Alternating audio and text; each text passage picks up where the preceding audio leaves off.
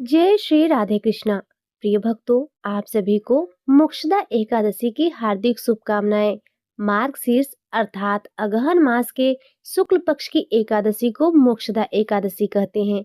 मान्यता है कि इस दिन व्रत रखने से भगवान श्री हरि की विशेष कृपा प्राप्त होती है और सभी पापों से मुक्ति मिलती है और सभी विघ्न बाधाओं का नाश होता है और जीवन में सुख, शांति और संपन्नता का वास होता है और अंत में मोक्ष गति की प्राप्ति होती है। आज की इस वीडियो में आप मोक्षदा एकादशी की संपूर्ण जानकारी प्राप्त करेंगे। यह दिव्य तिथि पितरों की मुक्ति और कल्याण के लिए अत्यंत फलदायी मानी गई है। ऐसा कहा गया है कि जिन पितरों को अभी तक मोक्ष प्राप्त नहीं हुआ है या जो नर्क लोक में कष्ट भोग रहे हैं, उनके लिए मोक्षदा एकादशी का दिन विशेष कृपादायी है। इस शुभ दिन पर एक लोटा जल में काले तिल मिलाकर दक्षिण दिशा की ओर तर्पण करने मात्र से पितरों को बैकुंठ धाम की प्राप्ति होती है और उन्हें मोक्ष का वरदान मिलता है। मार्गशीर्ष शुक्ल पक्ष की एकादशी को मोक्षदा एकादशी कहा जाता है और इसी दिन भगवान श्री कृष्ण ने कुरुक्षेत्र में अर्जुन को गीता का उपदेश दिया था। इसीलिए इस दिन को गीता जयंती के दिन के रूप में भी मनाया जाता है। जो भी भक्त पूर्ण श्रद्धा और भक्ति से इस व्रत का पालन करेंगे, उनके साथ साथ उनके पितरों के लिए भी मोक्ष के द्वार सहज ही खुल जाएंगे। लेकिन इस बार मोक्षदा एकादशी के दिन भद्रा भी लग रही है और जब भी भद्रा का वास मृत्यु लोक में रहता है तो सभी शुभ कार्य इस दौरान वर्जित माने जाते हैं। साथ ही एक दिन पहले रविवार का दिन होने के कारण यह भी असमंजस बना हुआ है कि तुलसी जी में जल किस दिन अर्पित करें और तुलसी जी के पत्ते किस दिन तोड़ें, क्योंकि नियमों के अनुसार दशमी तिथि के दिन तुलसी जी में जल अर्पित करके तुलसी जी के पत्ते भी तोड़ लिए जाते हैं ताकि भक्त एकादशी और द्वादशी तिथि के दिन भगवान विष्णु को या भगवान श्री कृष्ण को भोग लगाते समय तुलसी के पत्ते अर्पित कर सके। तो आपको इन सभी बातों के बारे में बताएंगे। अगर आपको जानकारी अच्छी लगे तो वीडियो को लाइक जरूर कीजिएगा। इस बार मोक्षदा एकादशी का व्रत 1 दिसंबर दिन सोमवार को रखा जाएगा और एकादशी तिथि 30 नवंबर रविवार को रात 9:30 से शुरू हो रही है। एकादशी तिथि समाप्त होगी 1 दिसंबर सोमवार को शाम 7:01 पर। ऐसे में रविवार के दिन क्योंकि तुलसी जी में जल नहीं चढ़ाया जाता, लेकिन तुलसी जी की पूजा आप रविवार के दिन बिना स्पर्श किए कर सकते हैं। रविवार के दिन भी तुलसी जी में दीपक जला सकते हैं, लेकिन शनिवार को ही इस बार तुलसी जी में जल अर्पित करके आपको तुलसी के पत्ते भी तोड़कर रख लेने हैं। अगर आप पत्ते तोड़ना भूल जाएं तो अपने आप गिरे हुए पत्ते जल से धोकर भगवान के भोग में अर्पित कर सकते हैं। 1 दिसंबर सोमवार को ब्रह्म मुहूर्त सुबह 5:20 से 6:08 तक रहेगा। सूर्योदय होगा सुबह 6:55 पर। सूर्यास्त शाम 5:36 पर होगा। प्रातः काल पूजा आप सुबह 5:35 से 6:56 के बीच में आप कर सकते हैं। शाम की पूजा शाम 5:24 से 6:45 तक कर सकते हैं और इस दिन भद्रा सुबह 8:30 से प्रारंभ हो जाएगी और भद्रा काल की समाप्ति शाम 7:01 पर होगी। ध्यान रखिएगा, भद्रा का वास मृत्यु लोक में रहेगा। तो जो भी आप शुभ काम करना चाहते हैं वो इस दिन आप भद्रा काल प्रारंभ होने से पहले कर सकते हैं या फिर भद्रा काल की समाप्ति के बाद कर सकते हैं। और इस दिन राहु काल सुबह 7:30 से 9 बजे तक रहेगा, जिस समय आप राहु केतु ग्रह से संबंधित दान दे सकते हैं। द्वादशी तिथि 1 दिसंबर सोमवार को शाम 7:02 से शुरू होगी और जिसकी समाप्ति 2 दिसंबर मंगलवार को दोपहर 3:57 पर होगी। द्वादशी तिथि यानी व्रत पारण वाले दिन 2 दिसंबर मंगलवार को ब्रह्म मुहूर्त सुबह 5:20 से 6:08 तक रहेगा। सूर्योदय होगा सुबह 6:56 पर। सूर्यास्त होगा शाम 5:36 पर। प्रातः काल पूजा आप सुबह 5:36 से 6:57 के बीच में कर सकते हैं। शाम की पूजा 5:24 से 6:45 तक कर सकते हैं और इस दिन शिववास कैलाश पर रहने वाला है। राहु काल दोपहर 3 बजे से 4:30 तक रहेगा।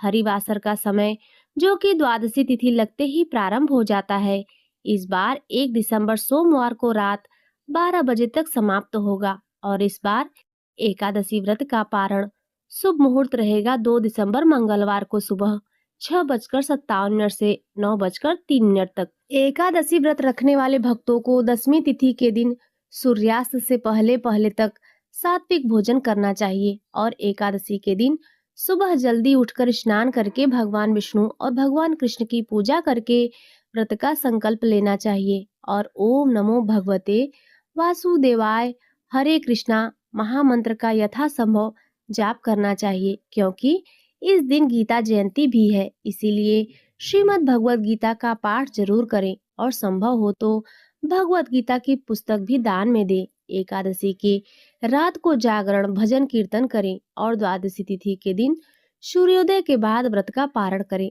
व्रत पारण करने से पहले भगवान को भोग लगाएं, जिसमें तुलसी के पत्ते अवश्य हों और निर्धारित मुहूर्त के अंदर अंदर व्रत का पारण करें। इस दिन आप अपनी सामर्थ्य के अनुसार दान दक्षिणा अवश्य दें। आइए शुरू करते हैं मोक्षदा एकादशी की व्रत कथा। तो प्रेम से बोलिए बाके बिहारी लाल की जय। द्वापर युग में एक बार भगवान श्री कृष्ण पांडु पुत्र युधिष्ठिर को वर्ष भर में आने वाली सभी एकादशियों के नाम तथा उनकी विशेषताओं का वर्णन कर रहे थे। इसी बीच युधिष्ठिर ने श्री कृष्ण से कहा, हे भगवान, आप तीनों लोकों के स्वामी हैं, सभी को सुख प्रदान करने वाले जगदीश्वर हैं। मैं आपको नमस्कार करता हूँ। हे देव, आप सभी के हितैषी हैं, अतः कृपा करके मुझे बताएं कि मार्गशीर्ष अर्थात अगहन मास की शुक्ल पक्ष की एकादशी का क्या नाम है। इस दिन किस देवता का पूजन किया जाता है और इसकी क्या विधि है। भक्तवत्सल भगवान श्री कृष्ण मुस्कुराकर कहने लगे, हे धर्मराज, आपने तो बड़ा ही उत्तम प्रश्न किया है। इस प्रश्न का उत्तर सुनने मात्र से ही तुम्हारा यश पूरे संसार में फैलेगा। मार्गशीर्ष शुक्ल पक्ष की एकादशी अनेकों पापों को नष्ट करने वाली है। इस एकादशी तिथि का नाम मोक्षदा एकादशी है। इस दिन दामोदर भगवान की धूप दीप नैवेद्य आदि से भक्ति पूर्वक पूजा करनी चाहिए।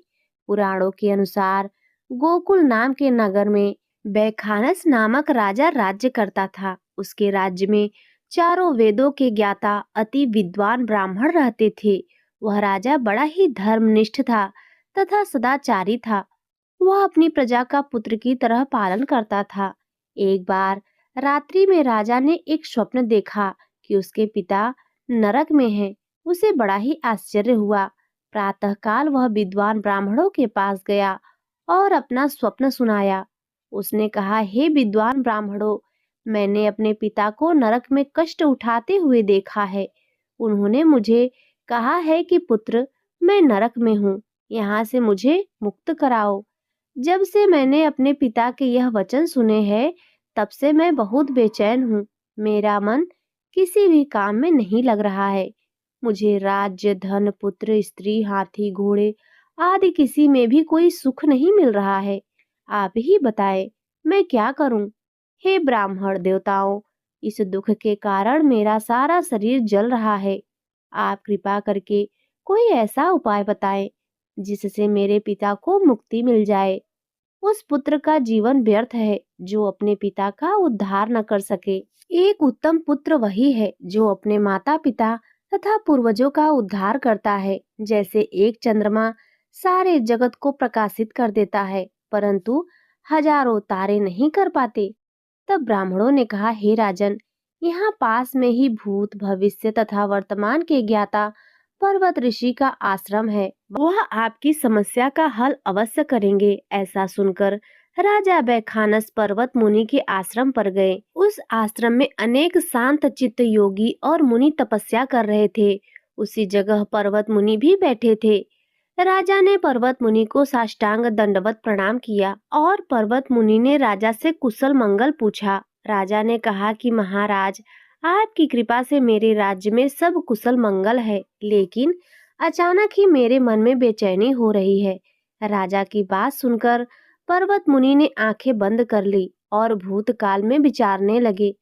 फिर बोले, हे राजन, मैंने योग बल से तुम्हारे पिता के कुकर्मों को जान लिया है। उन्होंने पूर्व जन्म में अपनी एक पत्नी को पत्नी का सुख दिया, परंतु दूसरी पत्नी को पत्नी का सुख नहीं दिया। इसी पाप कर्म के कारण तुम्हारे पिता को नरक में जाना पड़ा। तब राजा ने कहा, हे पर्वत मुनि, मुझे कोई उपाय बताएं जिससे मेरे पिता को नरक से मुक्ति मिल जाए। तब पर्वत मुनि बोले, हे राजन, आप मार्गशीर्ष या अगहन मास की शुक्ल पक्ष की एकादशी का उपवास करें और उस व्रत का पुण्य अपने पिता को अर्पण कर दें, जिसके प्रभाव से आपके पिता को अवश्य ही नरक से मुक्ति मिल जाएगी। पर्वत मुनि के यह वचन सुनकर राजा महल में आ गए और मुनि के कहे अनुसार परिवार सहित मोक्षदा एकादशी का व्रत किया। इस व्रत का पुण्य उन्होंने अपने पिता को अर्पण कर दिया, जिसके प्रभाव से राजा के पिता को मुक्ति मिल गई और स्वर्ग में जाते हुए उन्होंने राजा से कहा, हे पुत्र, तेरा कल्याण हो। इतना कहकर आशीर्वाद देते हुए राजा के पिता स्वर्ग में चले गए। इस प्रकार मोक्षदा एकादशी का व्रत करके राजा बैखानस ने अपने पिता को सभी पाप कर्मों से मुक्त करवा दिया। यह व्रत मोक्ष प्रदान करने वाला तथा चिंतामणि के समान सभी कामनाओं को पूर्ण करने वाला है। इस प्रकार मोक्षदा एकादशी की कथा संपूर्ण हुई। तो प्रेम से बोलिए, लक्ष्मी नारायण भगवान की जय, राधे कृष्ण भगवान की जय। प्रिय भक्तों, अब आइए सुनते हैं माता एकादशी की कथा। पौराणिक कथा के अनुसार सतयुग के समय मूर नामक एक अत्यंत बलवान और भयानक दैत्य उत्पन्न हुआ। वह इतना प्रचंड था कि उसने अपनी शक्ति के बल पर देवराज इंद्र, आदित्य, वसु, वायु, अग्नि समेत सभी देवताओं को पराजित कर दिया और स्वर्ग से भगा दिया। जब चारों ओर मूर का आतंक फैल गया, तब देवराज इंद्र सहित सभी देवतागण अत्यंत दुखी और भयभीत होकर कैलाश पर्वत पर भगवान शिव की शरण में पहुंचे। देवतागण हाथ जोड़कर बोले, हे कैलाशपति, हे महादेव, मूर दैत्य के भय से हम सभी देवतागण मृत्यु लोक में छिपकर रह रहे हैं। हम पर बहुत भारी संकट आन पड़ा है। वह दैत्य अजय हो गया है। कृपया आप हमारी रक्षा कीजिए। देवताओं की यह व्यथा सुनकर भगवान शिव करुणा से भर उठे। उन्होंने कहा, हे देवताओं, आप दुखी न हो। तीनों लोकों के स्वामी, भक्तों के दुखों का नाश करने वाले भगवान श्री हरि विष्णु की शरण में जाओ, वही आपके दुखों को दूर कर सकते हैं। महादेव के वचन सुनकर सभी देवता क्षीर सागर की ओर गए। वहां उन्होंने भगवान विष्णु को शेषनाग पर शयन करते हुए देखा। सभी ने हाथ जोड़कर उनकी स्तुति प्रार्थना करनी शुरू कर दी। देवतागण बोले, हे देवताओं द्वारा स्तुति करने योग्य प्रभु, आपको बारंबार नमस्कार है। हे मधुसूदन, आपको हमारा नमस्कार है। आप ही देवताओं की रक्षा करने वाले हैं। कृपया आप हमारी रक्षा करें। दैत्यों से भयभीत होकर हम सब पर इस समय आपकी शरण में आए हैं। देवराज इंद्र सहित देवताओं के ऐसे वचन सुनकर भगवान विष्णु ने योग निद्रा से उठकर प्रेम पूर्वक पूछा, हे देवताओं, ऐसा कौन सा व्यक्ति है जिसने सभी देवताओं को पराजित कर दिया है? उसका नाम क्या है? उसमें कितना बल है और कहाँ निवास करता है? यह सब मुझे विस्तार से बताओ। तब देवराज इंद्र ने सारा वृत्तांत सुनाया। हे प्रभु, प्राचीन समय में नाड़ी जंग नाम का एक राक्षस था। उसी का महापराक्रमी और लोक विख्यात पुत्र मूर हुआ है। उसकी चंद्रावती नाम की नगरी है। उसी ने स्वर्ग से सब देवताओं को निकालकर वहां अपना आधिपत्य जमा लिया है। प्रभु, उसने इंद्र, अग्नि, वरुण, यम, वायु सभी देवताओं को उनके अधिकार से वंचित कर दिया है। उस दैत्य का अत्याचार तो इतना बढ़ चुका है कि वह स्वयं ही सूर्य चंद्र बनकर प्रकाश करता है। वह स्वयं ही मेघ बनकर बैठा है और सबसे अजेय हो गया है। इंद्र ने प्रार्थना की, हे असुर निकंदर, आप उस दुष्ट मूर को मारकर देवताओं को अभय प्रदान कीजिए। देवताओं की बात सुनकर भगवान विष्णु ने आश्वासन दिया, हे देवताओं, आप परेशान न हो, मैं शीघ्र ही उसका संहार करूंगा। तुम इस समय चंद्रावती नगरी में मेरे साथ चलो। यह कहकर भगवान विष्णु सभी देवताओं सहित चंद्रावती नगरी की ओर चल दिए। उस समय दैत्य मूर अपनी सेना सहित युद्ध में जोर से गरज रहा था। जब स्वयं भगवान विष्णु रणभूमि में आए, तो दैत्य मूर भी अस्त्र शस्त्र लेकर उन पर दौड़ा। भगवान ने अपने तेज बाणों से बहुत सारे दैत्यों का संहार किया, लेकिन मूर अकेला ही शेष रहा और छल भाव से भगवान के साथ निर्भय होकर युद्ध करता रहा। मूर को मारने के लिए भगवान जो भी अस्त्र चलाते, वे सब उसके लिए पुष्प बाण बन जाते। दोनों के बीच यह भयंकर द्वंद्व युद्ध 10,000 वर्षों तक चलता रहा। इतने लंबे समय तक लगातार युद्ध करने से जब भगवान विष्णु थक गए, तब वे बद्रिका आश्रम की ओर चले गए। वहां उन्होंने सिंहावती नाम की एक गुफा में प्रवेश किया और विश्राम करने के लिए योग निद्रा में सो गए। वहां गुफा अत्यंत लंबी थी और उसका केवल एक ही द्वार था। भगवान को योग निद्रा की गोद में सोया देखकर दैत्य मुर भी उनके पीछे पीछे गुफा में आ गया। मोर ने सोचा, यह अच्छा मौका है, भगवान सो रहे हैं, क्यों न मैं उन्हें यहीं मार डालूं।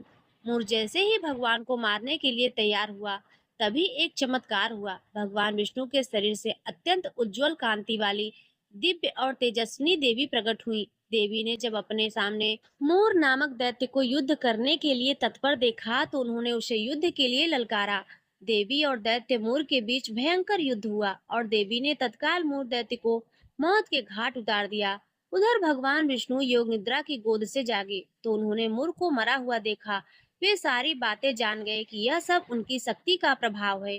तब भगवान विष्णु ने उस परम शक्ति स्वरूपा देवी से कहा, हे देवी, आपने मेरे शरीर से एकादशी के दिन जन्म लिया है, अतः आप 11 माता के नाम से पूजित होंगी। आपके भक्त भी वही होंगे जो मेरे भक्त हैं। भगवान ने वरदान देते हुए कहा, 11 के दिन अर्थात एकादशी के दिन जो भी भक्त सच्चे मन से मेरी पूजा करने के साथ साथ आपकी भी पूजा करेगा, उसके घर में कभी भी धन की कमी नहीं होगी, उसके जीवन में अकल्याण नहीं होगा और हर आने वाले संकट से उसके परिवारजनों की रक्षा होगी।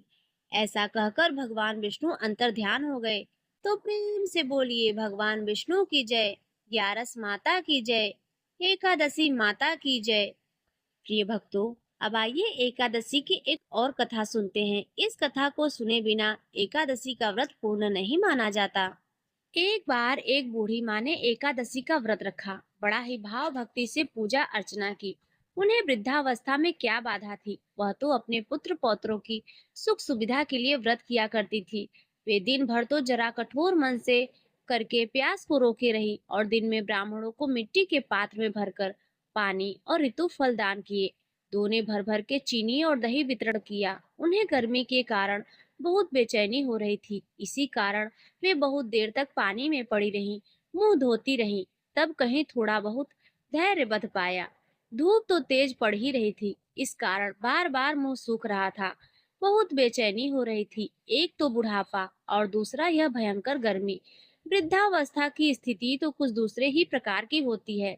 जैसे तैसे रो धो करके दिन कट पाया। अब पहाड़ सी रात सामने थी, उनका कटना बड़ा कठिन दिखाई दे रहा था। खटिया पर पड़े पड़े शांति नहीं मिल रही थी। वे बार बार करवट बदल रही थी।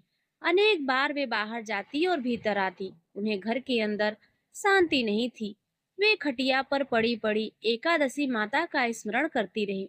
वे कहती रही कि हे माता जी, आप मेरी लाज रखिएगा, आप ही मुझे शांति दे दीजिएगा, जिससे मैं यह व्रत कर सकूं और यह पहाड़ सी रात शांति पूर्वक व्यतीत हो सके। प्यास के कारण बूढ़ी माँ की बेचैनी तो बढ़ ही रही थी। उन्होंने धैर्य रखने का बहुत प्रयास किया, किंतु सहनशीलता की सीमा टूट गई और वे घबराकर एकदम से चिल्ला उठी। बोली कि बचाओ बचाओ। अम्मा का चिल्लाना सुनकर परिवार भर के नर नारी, बच्चे और पड़ोसी एकत्रित होकर बूढ़ी अम्मा के खटिया के समीप पहुंच गए। सबने पूछा, अम्मा, आपको क्या हुआ? आप क्यों चिल्ला रही हैं? आप इस वृद्धावस्था में यह कठिन व्रत क्यों कर रही हैं? अम्मा जी, शक्ति से ही भक्ति होती है। थोड़ी ही देर में वे फिर से बोली, अरे, मेरे प्राण निकले जा रहे हैं, मेरी छाती पर ठंडे पानी का घड़ा रखो। अब नातियों ने दादी की छाती पर ठंडे पानी का पात्र रख दिया। तब उन्हें कहीं थोड़ा बहुत आराम मिला और थोड़ी देर के लिए उन्होंने अपनी आंखें बंद कर ली। अब एकादशी माता ने सोचा कि यह बूढ़ी अम्मा तो बड़ी कठोर हैं, जरा जाकर उनकी परीक्षा लेनी चाहिए। वे आधी रात को मुर्गा बनकर टर टर करने लगी। मुर्गे की आवाज सुनकर दादी जल्दी से उठी और बाहर जाकर आसमान की ओर देखा, किंतु आसमान में कहीं उन्हें प्रातःकालीन तारा नजर नहीं आया। वे सोचने लगी, यह मुर्गा क्यों और कैसे बोल गया? उन्हें प्यास तो लग ही रही थी। थोड़ा बहुत उनका मन भी विचलित हो गया था। अंत में उन्होंने दृढ़ निश्चय कर लिया कि मैं अब व्रत पूर्ण करके ही छोड़ूंगी, चाहे भले ही मेरे प्राण क्यों ना निकल जाएं। यह सोचकर फिर वे खटिया पर शिथिल होकर लेट गई। थोड़ी देर में एकादशी माता ने उनकी फिर से परीक्षा लेनी चाहिए।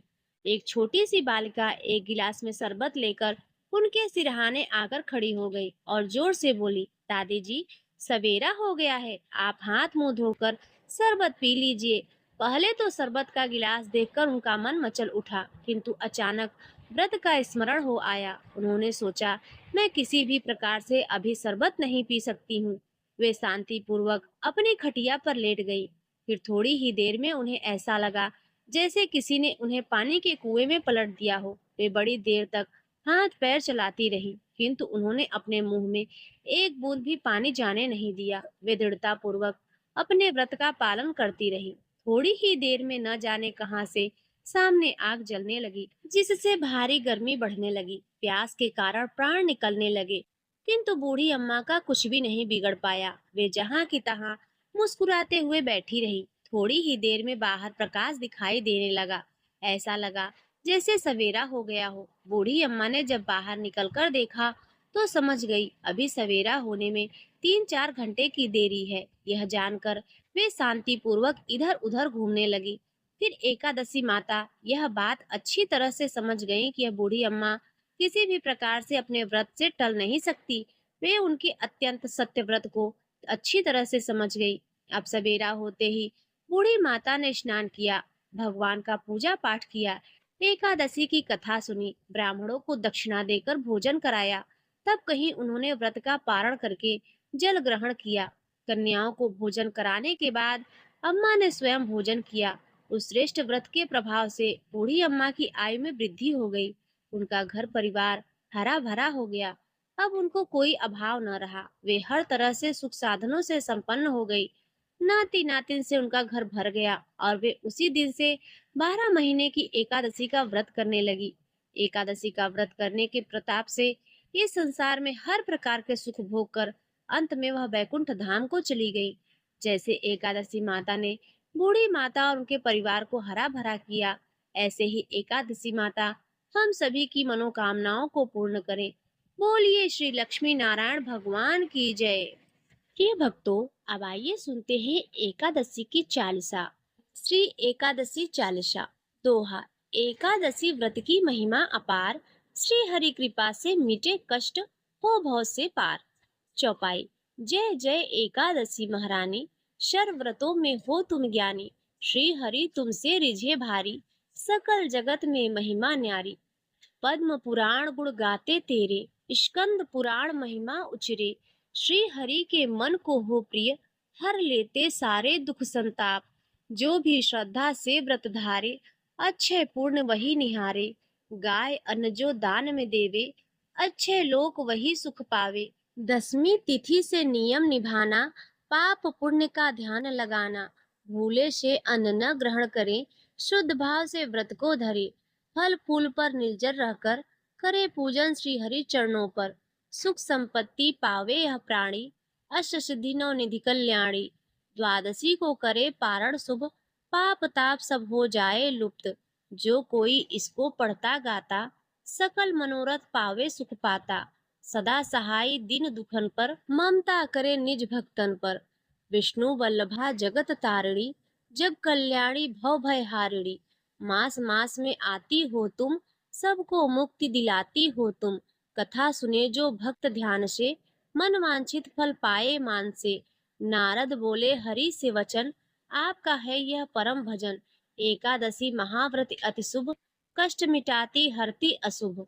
करुणामयी दया की सागर, भक्ति भाव से पूजे नागर। जो भी व्रत को नियम से करता, हो भव सागर से है तरता। एकादशी का महात्म भारी, गावे वेद और दुनिया सारी। जो भी पढ़े यह चालीसा, हरि कृपा से मिले सुप्रतासा। दोहा। एकादशी व्रत जो अपनाए, सकल मनोरथ सिद्ध हो जाए। श्रद्धा से जो व्रत को धाये, श्री चरणों में सुख वह पाए। इति श्री एकादशी चालीसा संपूर्ण। प्रिय भक्तों, अब आइए सुनते हैं एकादशी माता की आरती। ओम जय एकादशी जय एकादशी जय एकादशी माता। विष्णु पूजा व्रत को धारण कर, शक्ति मुक्ति पाता। ओम जय एकादशी माता। विष्णु पूजा व्रत को धारण कर सकति मुक्ति पाता। तेरे नाम गिनाऊं देवी भक्ति प्रदान करिनी। गण गौरव की देनी माता शास्त्रों में वरिनी। ओम जय एकादशी माता। विष्णु पूजा व्रत को धारण कर सकति मुक्ति पाता। मार्ग शीर्ष के कृष्ण पक्ष की उत्पन्ना विश्व तारिणी जन्मी। शुक्ल पक्ष में हुई मोक्षदा मुक्तिदाता बन आए। ओम जय एकादशी माता।